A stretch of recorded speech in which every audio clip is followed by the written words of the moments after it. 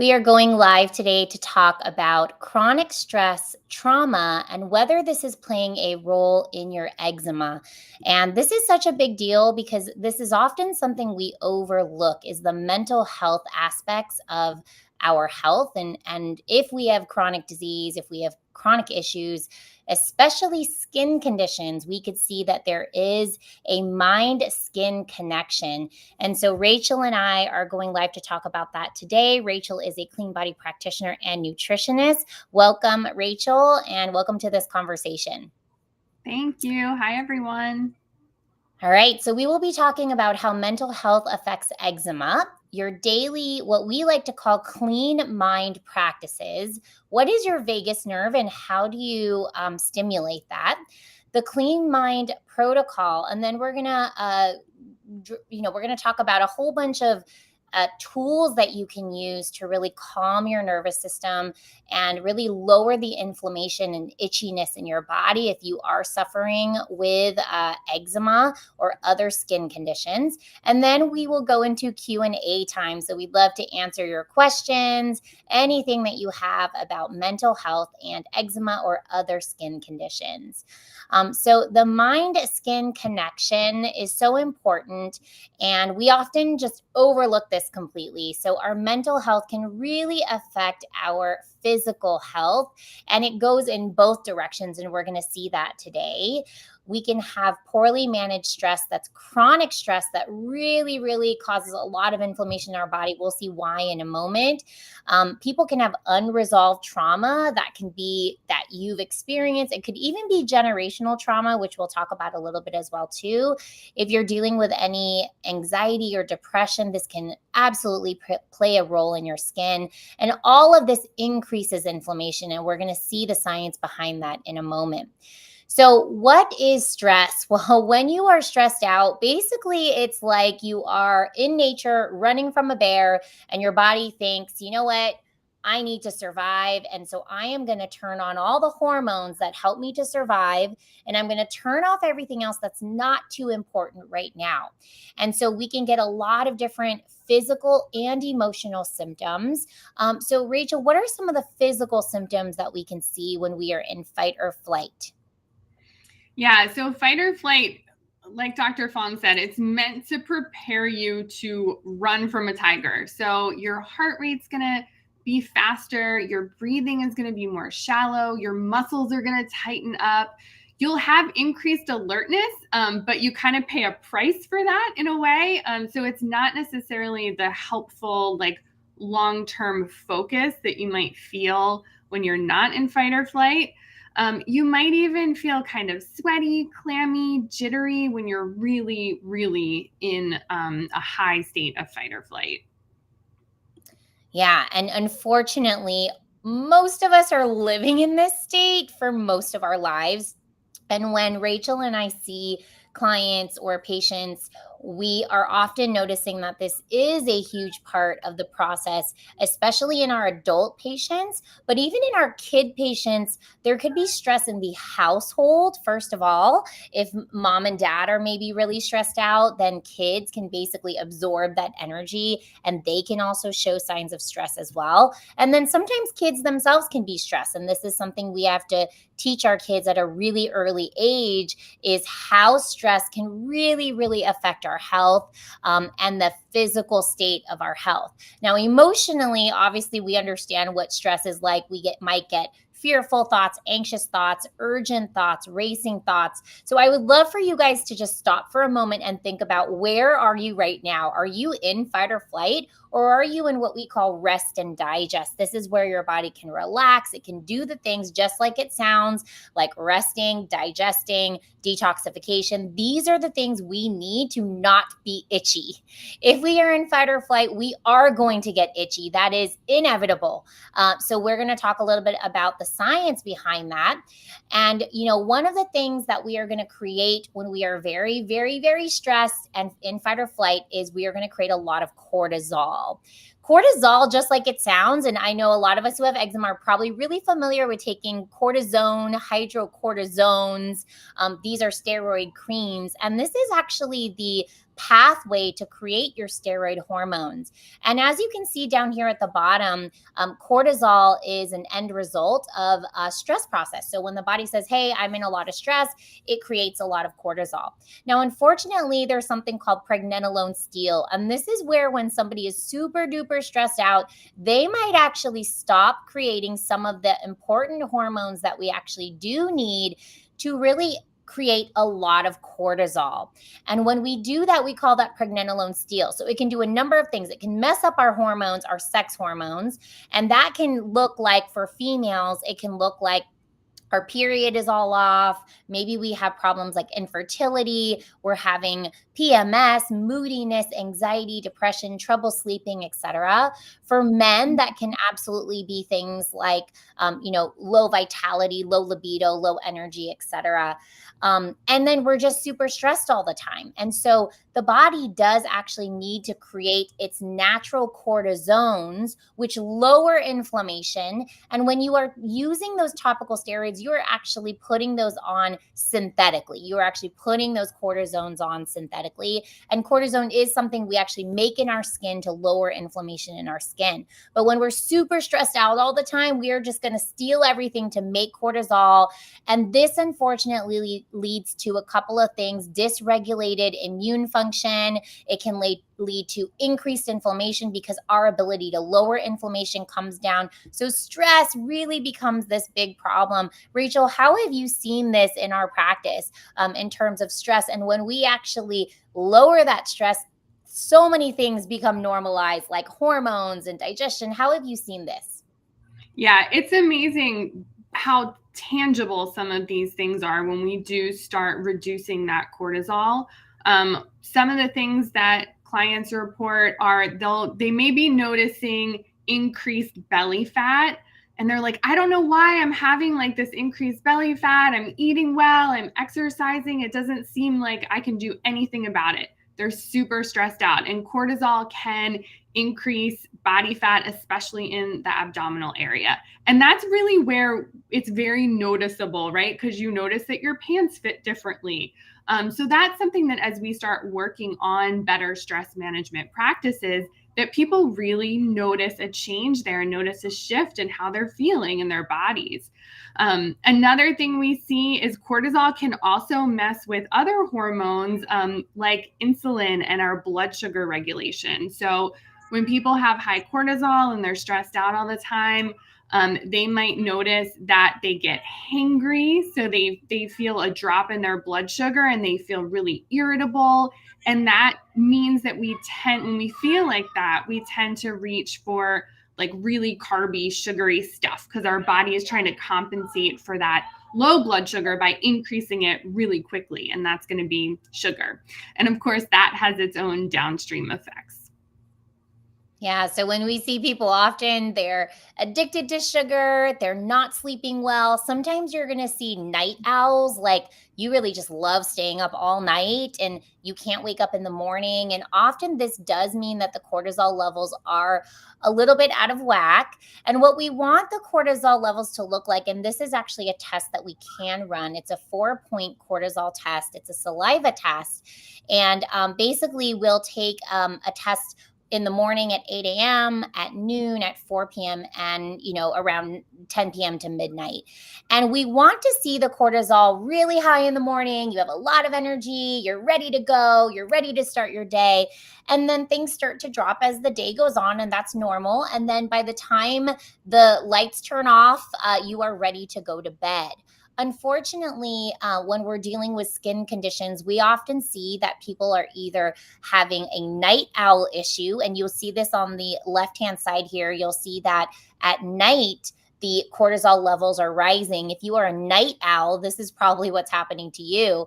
Or we see that people are just flatlining, like they just don't have any energy whatsoever at any point in the day. And we also have seen patients and clients like that where they just can't even get out of bed, open their eyes, work out.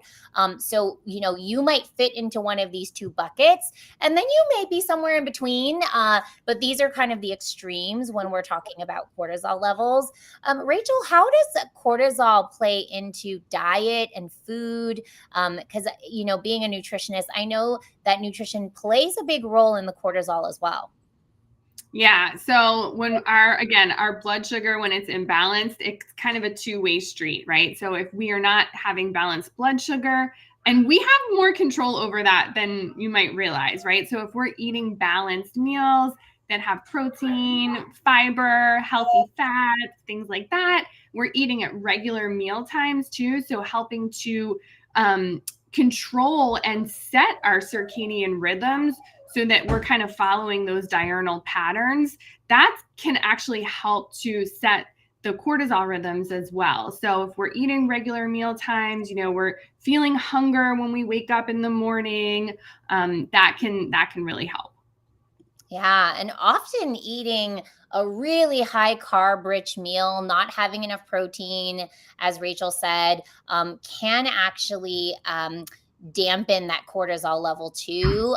So, there's really a lot of things to think about here. But stress plays a role, but also food plays a role in all of this mind skin connection that we're talking about.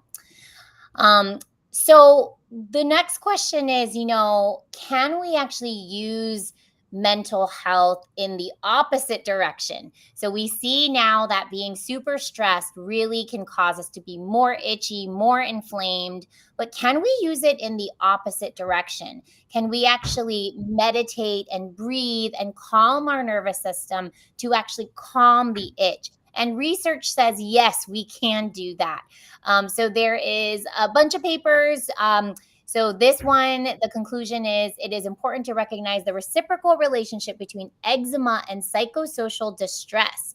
Alternative treatment options to address psychological factors associated with eczema can improve disease trajectory and quality of life. And we really have seen this at Clean Body. It's why one of our pillars is the Clean Mind pillar. We cannot ignore this. And this is something we really have to pay attention to. So we'll talk about all the layers of how we pay attention to this in a moment. Mindfulness and meditation for psoriasis. Now, so it's not just eczema, but other skin conditions as well. Psoriasis, and I would even say acne, because acne actually, rosacea, all of these, they can be hormonal as well. And some of those hormonal dysfunctions can actually be due to stress. The importance of mindfulness in psychosocial distress and quality of life in dermatology patients. So, again, not just eczema. Mindfulness as a predictor of itch catastrophizing in patients with atopic dermatitis. And so, this is a predictor. So, if you are practicing a lot of mindfulness and meditation, then you may have a better condition and a better outlook when it comes to healing the eczema. Okay, so Rachel, what are some clean mind practices that we ask people to try out in the process of working with them? And hopefully you find something that works for you. So, what are some of these practices? Yeah, so really, we've just listed a handful of them here, but it can look like so many different things. Journaling is a great way to you can kind of go one of two ways or both. You can kind of put negative thoughts out to get them out of your body, or worries to kind of get them out so that you don't feel like you have to hold on to them in your mind. Gratitude journal is also great. There's good research to show that that's really beneficial for our moods and our overall health. Just simply walking, taking a walk, taking a break, getting outside, moving your body. I actually learned that if you've heard of EMDR, which is a treatment for things like PTSD and trauma, that was developed based on walking, based on the movements that our eyes make when we're walking. And someone wanted to research, why is walking so effective at reducing anxiety and making us feel better after traumatic events? So walking is huge and super simple. You don't need anything to do it but some shoes. Breathing is also something that you can do anytime, anywhere. there are lots of different breathing techniques that you can use, 4-7-8 breathing, box breathing. You can Google all of those and get details. But even just paying attention to your breath and slowing it down, making your exhales especially really long, it can, do wonders for getting you out of that fight or flight and moving you toward that rest and digest mode.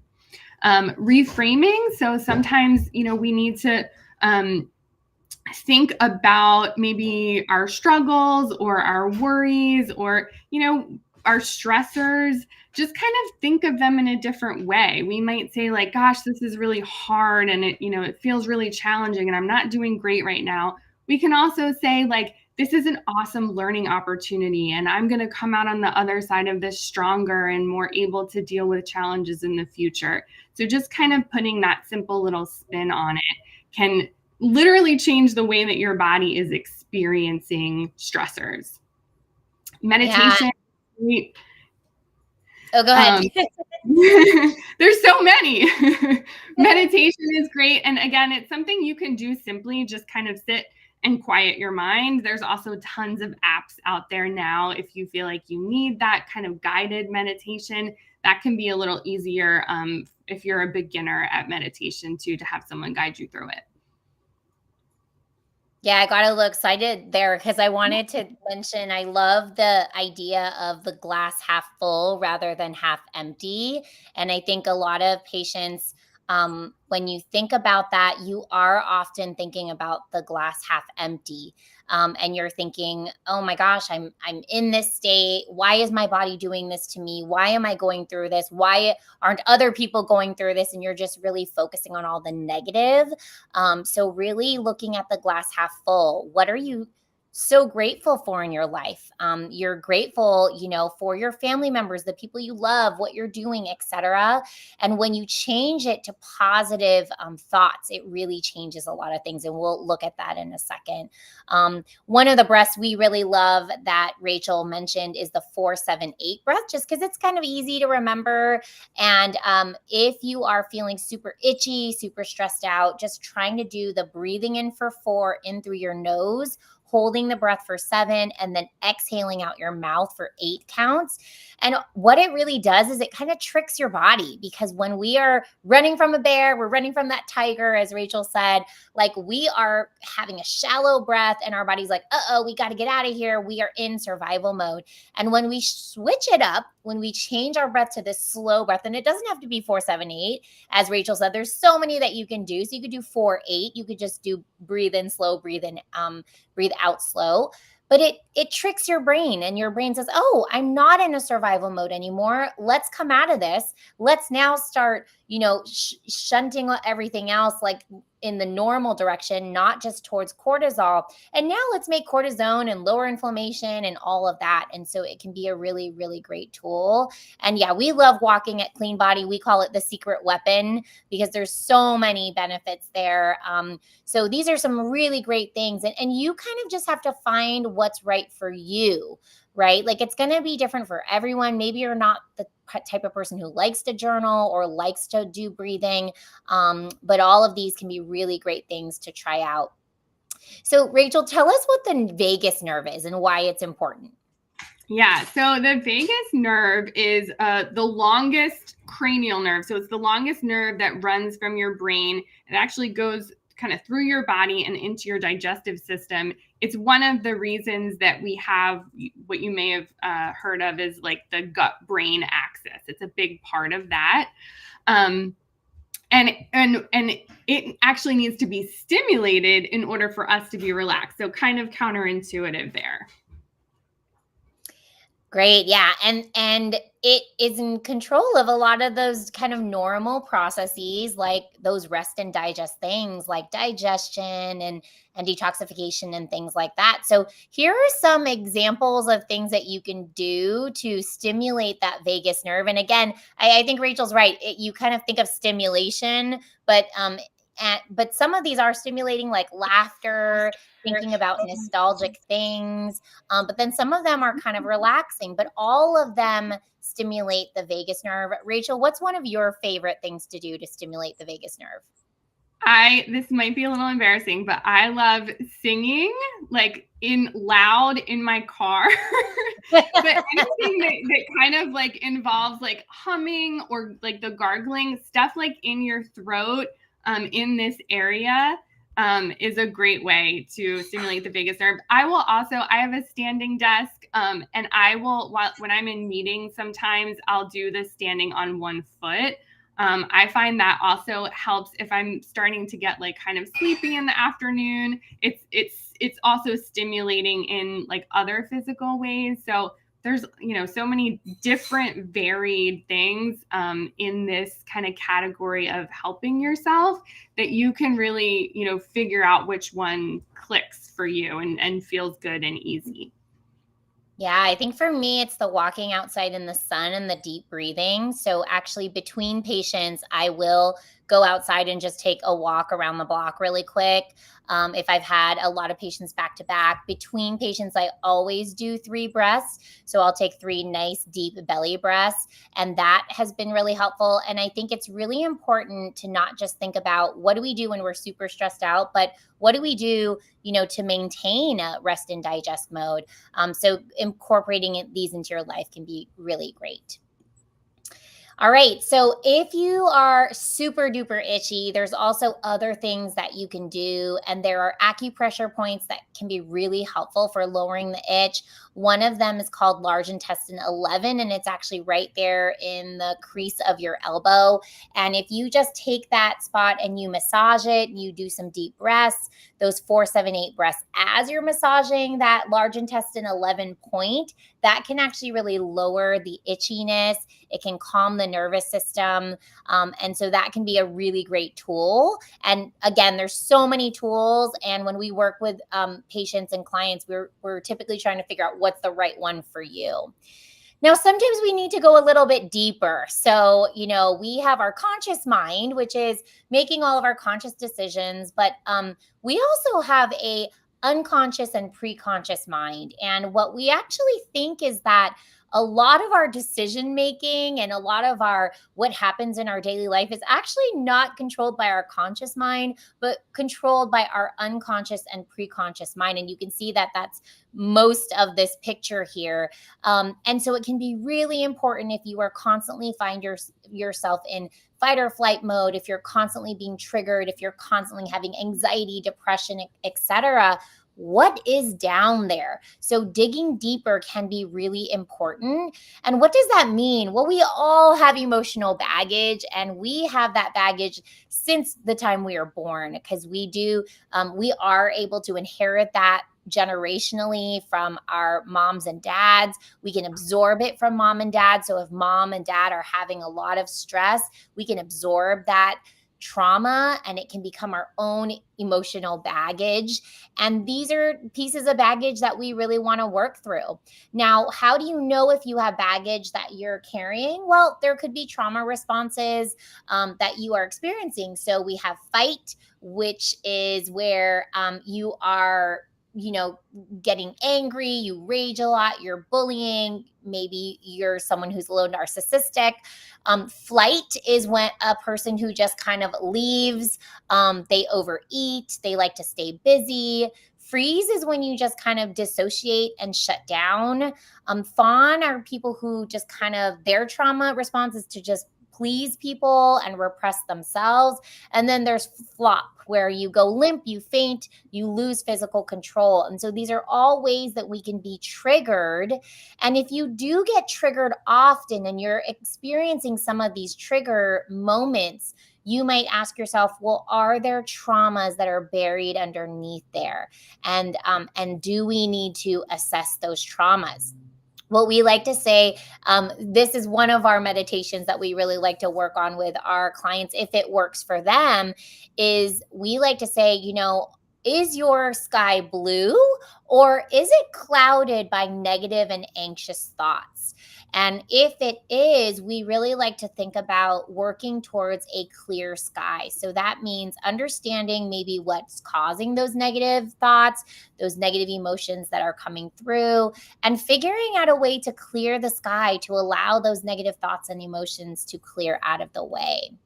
So we do ask our clients to reflect a lot and find those different ways to reflect. As Rachel said, journaling, meditation. Everybody is going to do this differently. So you just have to find what's right for you. And if you try something and you don't like it, then we just have to try something else, right?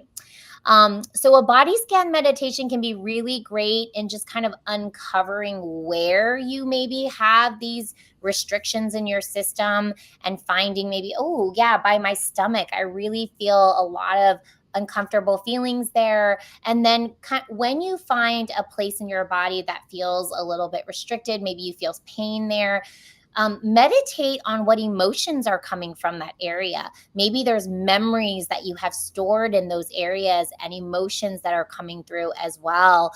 And Rachel, is there anything tied to maybe the stomach area, the liver area that we have found in Chinese medicine or even in nutrition that you've seen with your clients? Yeah, you can really dive deep into this, these different connections with like different parts of the body, different emotions. A lot of times we see a lot of liver stagnation with our patients and clients.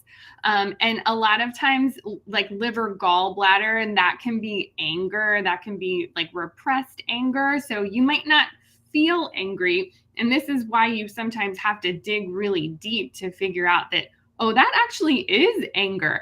And a lot of times a person's like presentation or their kind of go-to ways of being tend to be like more of the people pleasing. So they may not seem angry on the surface at all.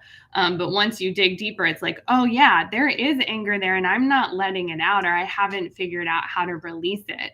And we also find like if you tend to wake up, I think it's between like 2 to 4 a.m. is like the liver time. Like if you wake up in the middle of the night and you're always like, I don't know why, I always wake up and I look at the clock and it's the same time no matter what time I go to sleep or what time I wake up.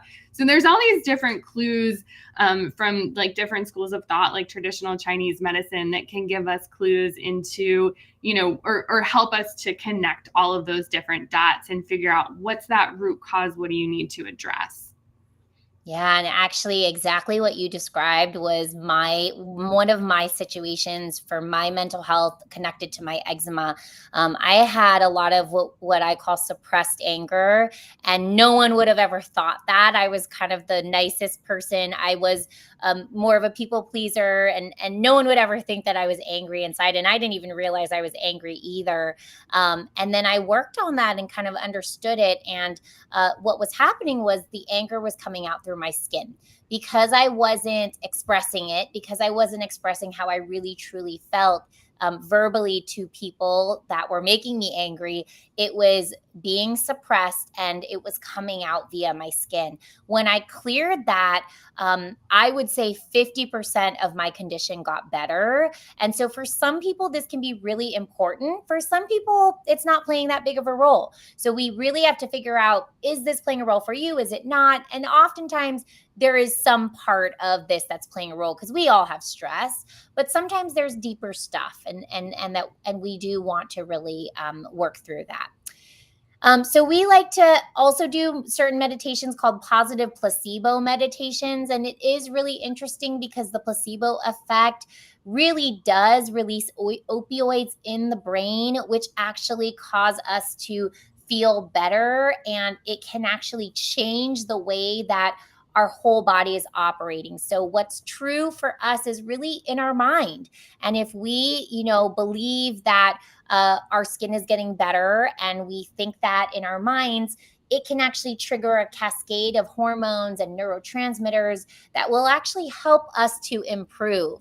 So the placebo effect is not something that is just fake, and it's something real, and we've seen that in studies. And what you can do for this is really just look at that glass half full. And if you do that, you will notice that things will start to improve. There's a really great book by Dr. Joe Dispenza called You Are the Placebo. And he actually talks about this. He actually had a really chronic problem that he healed with his mind. And so it's a really interesting, he has a program and he has a book. And so if you're interested in learning a little more about this, you can check that out. There's another procedure that we also really like. And again, these are all just tools that we often work with our patients and clients in figuring out what's the right one. And this one's called EFT. Rachel, have you had any experience with EFT? I haven't. I have had a lot of clients use it, and it seems very effective. It's not something I've used personally, but I want to try it. Yeah, so it's basically using acupressure points and tapping on those acupressure points. And those acupressure points are related to kind of calming down stress and calming the nervous system and getting the body into parasympathetic mode. And so EFT is a really great one as well. And then finally, if we're finding that someone is just having such a problem finding those tools and getting themselves into fight or flight mode, or people keep getting triggered and traumas keep coming out, we often recommend the Clean Mind Protocol. And this is actually a protocol that I created after going through this whole process myself and bringing together certain modalities like emotion code, EMDR, sound therapy, talk therapy, etc. And essentially, this is like a guided meditation approach where I help you through guided meditation to identify your traumas, your triggers, your defense mechanisms that you have put up. I use sound therapy to help you reprocess, and we also do a little bit of talking as well. And then we help you to release this energetically, physically, emotionally, all the way through, where then that heaviness of that baggage really releases off you. And again, this is something I had to do to really release the traumas and the anger that I was feeling. And I would say this is 50% of my journey. If you want to actually see someone who really had a big mental health process in her healing journey towards eczema, you can check out Yahira's story. Just go to the link in my bio on YouTube, and you can find in the testimonials section, it's called How I Cured Eczema for Good, and you can check out her video. All right. If you are interested in delving into this and really understanding what the root causes are for you, whether mental health is a big part for you, let's definitely meet.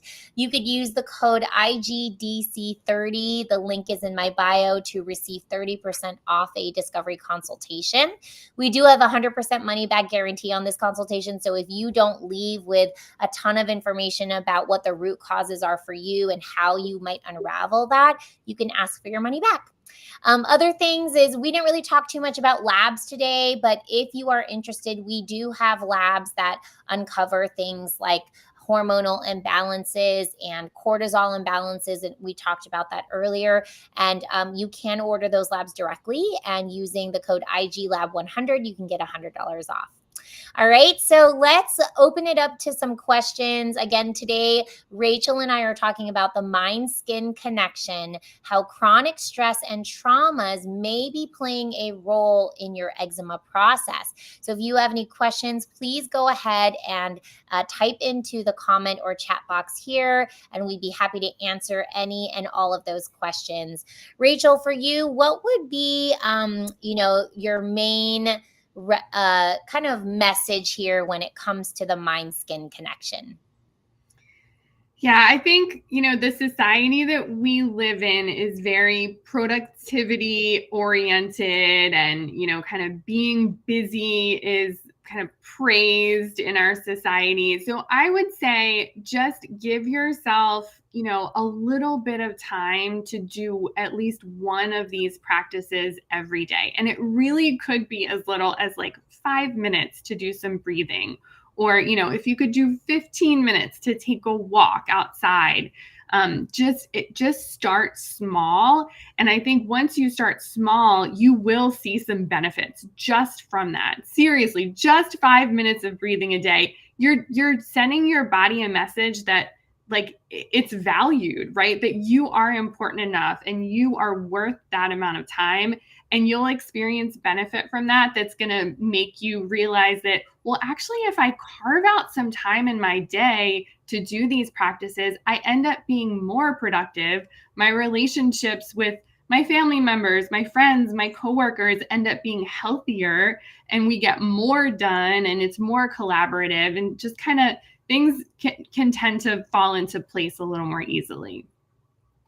Yep. And then symptom wise, you will see your skin get better if you're dealing with a skin condition or other inflammatory condition, because inflammation is so tied to that stress process. So I love that. Thank you, Rachel. And someone is asking, do you meet patients in person?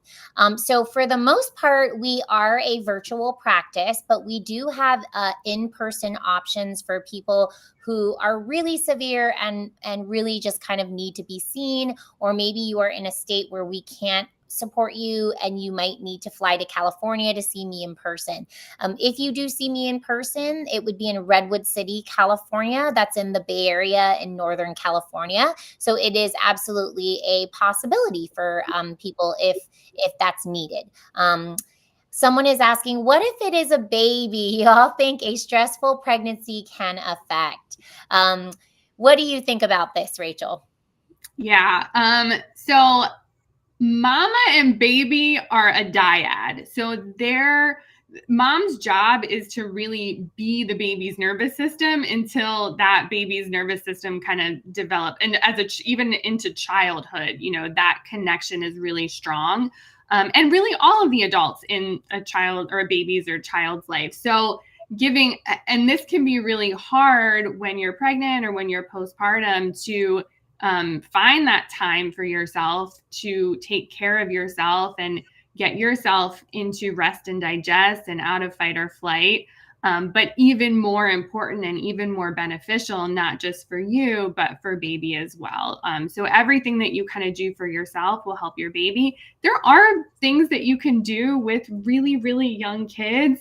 I have a friend who's a yoga instructor, and when she had her babies, her goal was to have them meditate for 1 minute for every year of their age. So for a 1-year-old, she would say like, okay, let's just do 1 minute. And you kind of let go of what that looks like for babies and kids, right? Like they might be crawling around, but you're kind of introducing them to the practice and like making that space. I love that. I'm gonna adopt that. That's really great.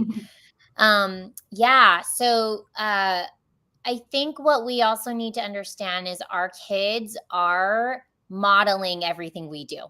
So if we are stressed, if we respond by getting angry, if we have a response that's, triggered by traumas, our kids are going to see that and they're going to model after us. And so I'll often see, kids who have ADD, ADHD, they're diagnosed with this and they're just kind of going crazy. But then I also see mom is screaming at the kid and screaming at the husband and, and doing similar things that the child starts to adopt. So there's that nurture part.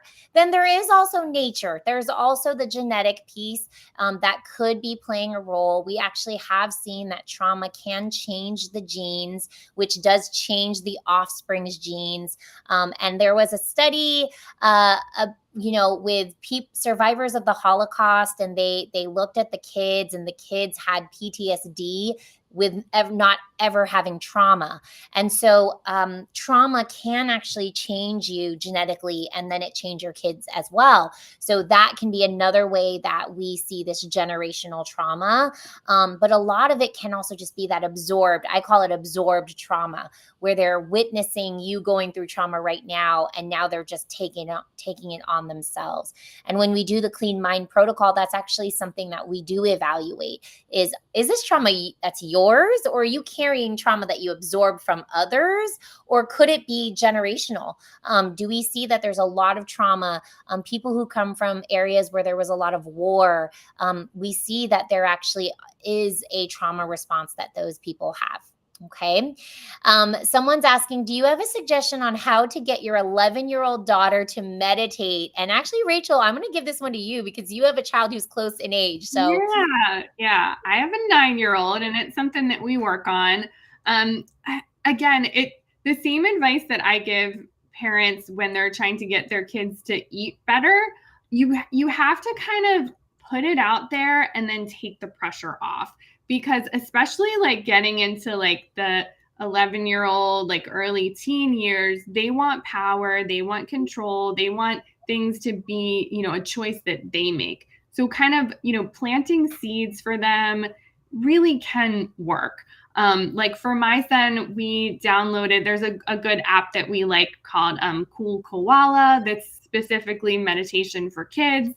And I don't make him do it, but sometimes I'll say, do you feel like you might want to do the meditation app tonight? It seems like you're having some trouble, like settling down for sleep. And sometimes he'll say no, and that's okay. Sometimes he'll ask for it without me even, reminding him about it. And I notice that the more that he does it, the more he wants to do it. So, putting different things out there so that she can choose. There's lots of different apps now, especially at 11. Cool Koala might be, a little bit on the younger side, getting into, early teens. But even like the Calm app, Headspace, there's a bunch out there. So I think that's a good place to start, especially because it's like technology and they love that, right? Yeah. Yeah, I think the guided meditations are great because they can be kid specific. It could be a fun story. And the reality of it is we're just getting them to kind of calm down and breathe, So anything that gets them to calm down and breathe can be really wonderful.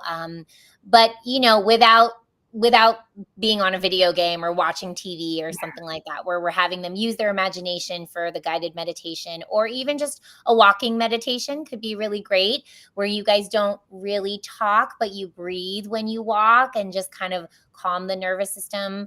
That could be really great. And then I do think that it's also what we do. Like if we, the adults in the family, we're stopping to meditate for 15 minutes a day and breathing, our kids are going to be like, oh, well, that's what we're supposed to do. So we're going to follow what you do. So if you tend to not meditate, you're not going to expect your kid to meditate either. So you want to be a good example there. One thing I really do like, if your child is going through eczema and that's why you're thinking, okay, I want to just get my child to calm down.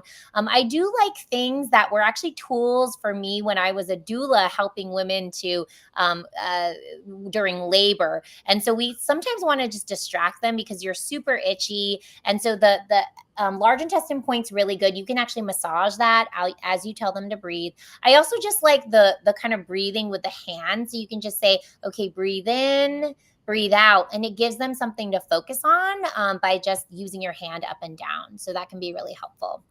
And then someone's asking, if I'm a previous patient of yours, do I have to go through the full consult again? So no, you don't have to go through the discovery consultation if you've already been a patient or client of ours.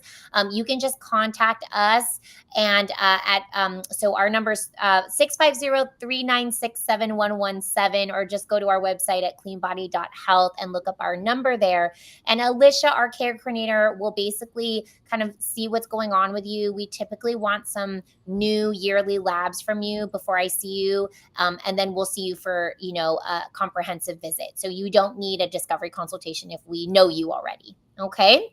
All right. Any other questions before we head out? We've been having a really great conversation about a very important topic today, the mind-skin connection.